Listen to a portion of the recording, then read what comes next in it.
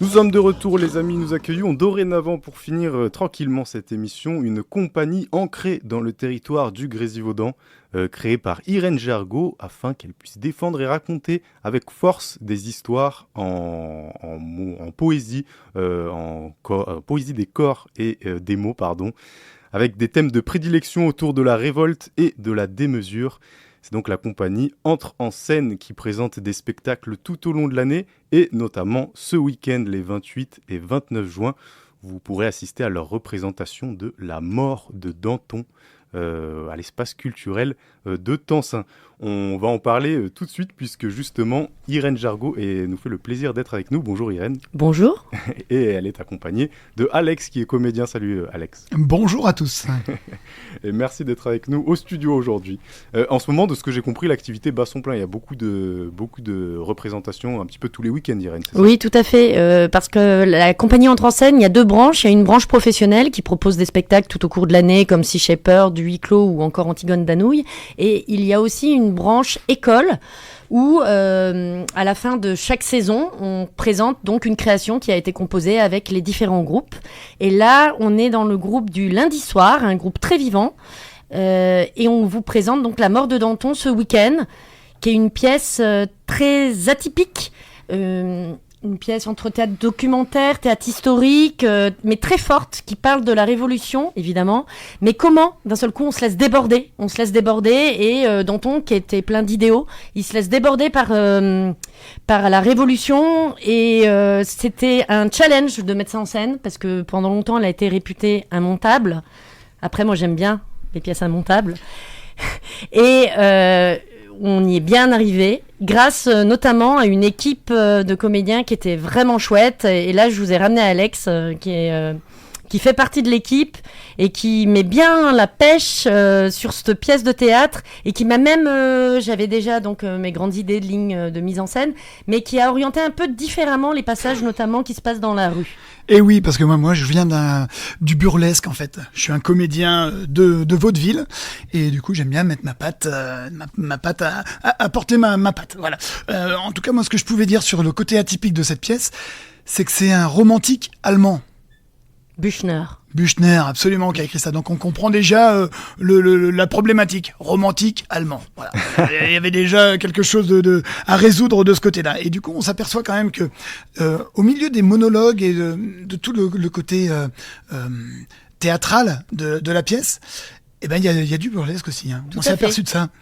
Tout à fait, et c'est ce que j'aimais dans cette pièce, c'est qu'il y a des côtés très sérieux où effectivement on est à la Convention nationale, il y a les discours de Robespierre, de Danton, on entend des réflexions fortes sur la Révolution, sur la prise de pouvoir, comment garder le pouvoir, est-ce qu'il faut qu'il y ait la terreur pour que la Révolution continue et puisse être préservée, ou est-ce qu'au contraire il faut être plus clément, parce que c'est pas en tuant tout le monde qu'on va réussir à préserver la Révolution. Et effectivement, il y a des passages qui se passent dans le peuple où là, on est plus dans quelque chose de burlesque. On m'a même posé la question, parce qu'on l'a déjà joué 2 fois ce spectacle. On m'a demandé, mais c'est toi qui as écrit les passages qui se passent dans le public ? Je fais, non. Non, c'est pas Irène, parce que c'est pas seulement burlesque, il y a de l'humour. Grivois. C'est grivois, absolument. Et il y a des fleurs bleues. Des passages qui se passent dans le public, c'est-à-dire ? Le public fait partie intégrante du spectacle, ouais, parce qu'il y a des scénettes qui sont jouées au sein du public. Ok. Où les acteurs font partie du public et prennent voix au milieu de la foule. Voilà. D'accord, ok. Par rapport à la didascalie, c'est écrit une rue et j'ai pris le parti pris que tout ce qui se passait dans la rue, ça se passe dans le public. Voilà. Et il y a aussi, effectivement, c'était très important que des comédiens soient aussi dans le public, parce que quand il se passe des rassemblements, que cette histoire d'assemblée, que des comédiens soient dans le public et participent en fait à soutenir Danton ou Robespierre dans le public, ça donne une émulsion. Et du coup, les spectateurs ont l'impression d'être dans un moment de la Révolution française et d'être à l'Assemblée finalement. Donc c'était pour moi très important que le public et les comédiens soient mélangés pour que vraiment le public soit dans ce bain de révolution pendant le temps du spectacle, qui revive ce moment de révolution, effectivement, et les passages qui se passent dans la rue, peut-être que tu peux... Oui, du coup ça rend la pièce très vivante. Voilà. Moi j'ai découvert un texte hyper exigeant, pointu, et au milieu de ça, on a réussi à mettre des pointes d'humour. Franchement, ça donne un rythme super agréable à la pièce, parce qu'il y a quand même des grands monologues de ces grands noms que sont Danton et Robespierre et d'autres, j'en passe. Saint-Just, évidemment. Et donc, oui, du coup, j'ai pu réviser un peu mon histoire de France, parce que je pensais, comme tout le monde, connaître la Révolution française, un peu comme tout le monde. J'avais, je sais pas, 1515, Alors, c'est pas la la prise de la Bastille, enfin voilà, comme tout le monde, hein, la culture générale. 1789 Ah oui, c'est ça. 415, c'est Marignan. Mais Absolument. Non, mais par exemple, Marat, effectivement, on connaît Marat et tout, mais il y en a plein d'autres qui sont cités. Et alors, du coup, il y a un petit programme pour les gens les gens qui n'ont pas toutes les connaissances historiques de la Révolution, ce qui est un peu la partie, presque 95% des gens. Du coup, c'est quand même important qu'ils aient les clés pour comprendre ce texte. Et il y a aussi des petits trucs sympas, inventifs dans la mise en scène, qui permet vraiment aux spectateurs de savoir qui est qui. Et voilà, on a été précis là-dessus. Et je voulais ajouter autre chose par rapport à ça. J'ai un trou, évidemment. Ben moi, je vais parler de toi. Voilà, ça m'étonne pas, justement. Ouais. Madame Irène Jargot. Alors, faut savoir un truc. Moi, je la découvre cette année. Elle a une collection de 10... voilà. Elle est 10 orthographique, 10 calculique, 10 lexique. Moi, je dirais qu'elle ça balance, dis donc. un lourd dysfonctionnement. Alors, elle est quand même capable des pires virelangues. Je sais pas si vous connaissez ces phrases du genre 3 tortues trottées sur 3 toits très étroits. Je suis bon, là, tu vas dire. Oui, Natacha n'attacha pas son chat, Pacha qui s'échappa, cela Facha, Sacha qui chassa Natacha. Voilà. Quand même. Donc, elle excelle là-dedans. Et d'ailleurs, elle s'est jamais posé la question de que foutaient des tortues sur un toit. Ça lui pose pas de question. Cela dit, en plein milieu de la mise en scène, elle est capable de vous sortir. Non, mais attendez, il ne s'agit pas d'incarner le personnage, mais de déstructurer l'intention jusqu'à la quintessence de l'élan organique, afin que l'inconscient scénique puisse résonner dans le non-dit du souffle pré-émotif. Et là, évidemment, en tant que comédien, tu la regardes avec des grands yeux et tu fais « Ok ».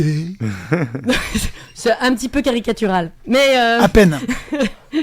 Mais effectivement, oui, c'est ça que je voulais dire, ça m'est revenu, merci.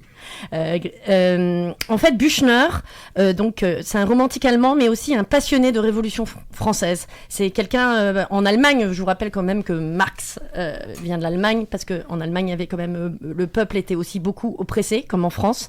Et du coup, Büchner était très fasciné par cette Révolution française, et il est venu en France pour faire ses études de médecine, parce qu'il était aussi médecin. Comme Tchekhov, c'est dingue, c'est tous ces médecins qui sont aussi auteurs de théâtre.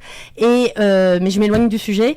Et du coup, Büchner, il s'est vraiment appuyé sur les documents historiques qui se sont passés donc pendant l'Assemblée, pendant le moment où est jugé Danton. En fait, c'est sur des sources historiques. Il a repris des documents historiques et il a écrit sa pièce à partir de ces documents historiques.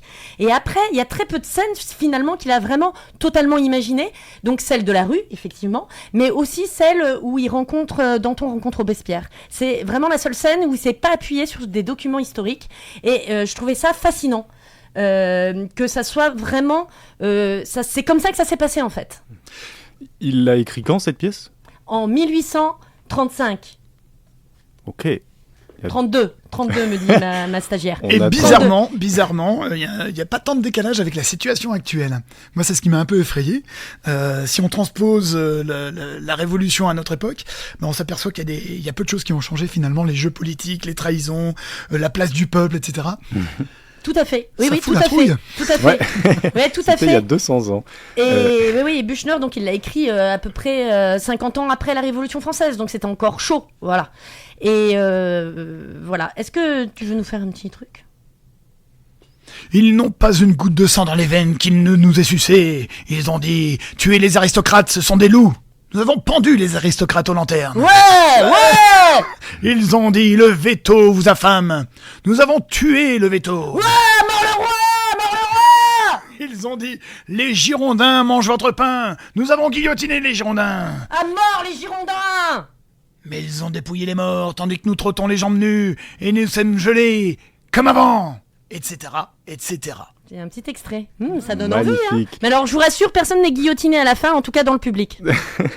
En tout cas, si vous voulez assister à ça, parce que là on a eu juste un avant-goût, mais ça promet, ça sera donc le 28 juin, ce week-end, ce samedi, à 20h à l'espace culturel de Tencin, que la compagnie entre en scène vous présente donc La Mort de Danton, et également le lendemain, le dimanche 29 juin à 18h, toujours à l'espace culturel de Tencin. C'est bien ça, Irène ? Oui, tout à fait. Je voulais remercier le Grésivaudan pour son soutien, la radio aussi, Grésivaudan, les mairies de Thèse, Villarbonneau, Tencin, Froge, enfin voilà.